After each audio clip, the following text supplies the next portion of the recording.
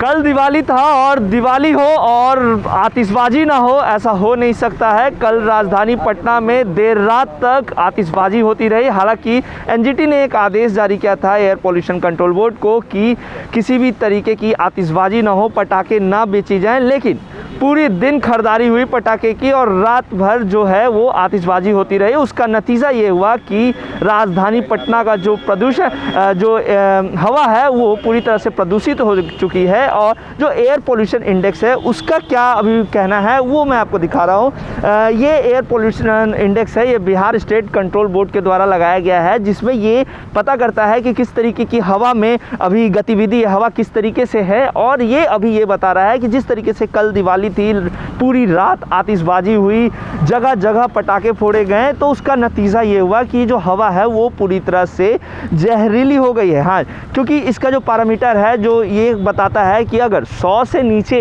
Level जो है हवा का वो नीचे रहता है तो हवा पूरी तरह से स्वच्छ है, आप इस हवा में सांस ले सकते हैं, अच्छे तरीके से ब्रीथ कर सकते हैं और किसी भी तरीके की कोई जो बीमारी है वो आप तक नहीं पहुंच पाएगा। लेकिन कल जिस तरीके से देर रात तक आतिशबाजी हुई और जो क्रैकर्स की वजह से जो धुएं निकलते हैं वो पूरी तरह से हवा में फैल गया और उसका नतीजा ये हुआ कि ये एयर पोल्यूशन इंडेक्स जो है ये अभी बता रहा है कि लगभग 400 के आसपास का लेवल है। ये 394 देख सकते हैं तस्वीरों में, ये 394 बता रहा है, जो कि खतरा है, रेड जोन में आ जाता है। क्योंकि अगर रेड जोन में 300 से 400 के बीच रहेगा तो वो रेड जोन में आ जाता है और उसकी वजह से वो राजधानी पटना का जो हवा है वो पूरी तरह से प्रदूषित हो गया था। लगातार जिला प्रशासन को ने भी ये आदेश जारी किया था कि किसी भी तरीके की जो क्रैकर्स है वो ना बेची जाए, लेकिन दिवाली हो और दिवाली में पटाखे ना फूटे, ये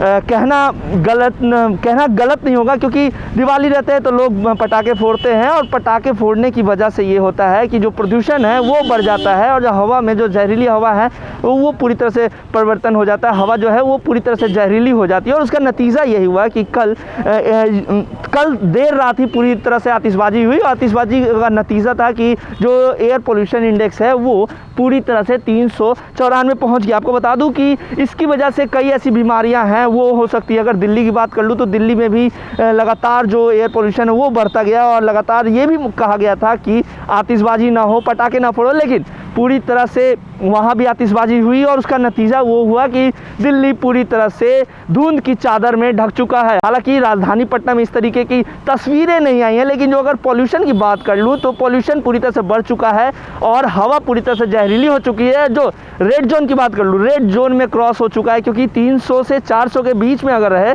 तो वो रेड जोन में चला जाता है और जहाँ पे आपकी जो हवा है वो पूरी तरह से स्वच्छ एयर नहीं दे पाता है। और उसका नतीजा ये है कि आंकड़े अभी एयर क्वालिटी इंडेक्स 394 बता रहा है। देख सकते हैं 301 से 400 के बीच में है, यानी जो हवा है वो पूरी तरह से प्रदूषित हो चुकी है। लगातार जिला प्रशासन ने भी आदेश दिया था। और आपको बता दूं कि अभी सिर्फ दिवाली ही खत्म हुआ है, छठ पर बाकी है और ऐसे में राजधानी पटना में हवा का जो परिवर्तन हुआ है वो कहीं ना कहीं आम लोगों को काफ़ी ज़्यादा समस्या का सामना करना पड़ सकता है। क्योंकि लगातार कोरोना से लोग जूझ रहे थे और ऐसे में अब हवा में इस तरीके की प्रदूषित हो गई है तो कहीं ना कहीं जो बीमारी है वो घर तक पहुंच सकता है। तो इसलिए हम भी आपसे अपील करते हैं कि जो हवा को स्वच्छ रखें। हर जगह जो नीतीश कुमार कहते हैं कि जल जीवन हरियाली, पेड़ पौधे लगाएं, उन सभी चीज़ों को ध्यान दें। वहीं पटाखे नहीं जलाएं, क्योंकि पटाखे कम जलाएंगे, क्योंकि छठ पूजा है तो छठ पूजा में भी लोग पटाखे जलाते हैं, उसकी वजह से जो वायु प्रदूषण है वो बढ़ेगा और इससे में आपको ही नुकसान होगा।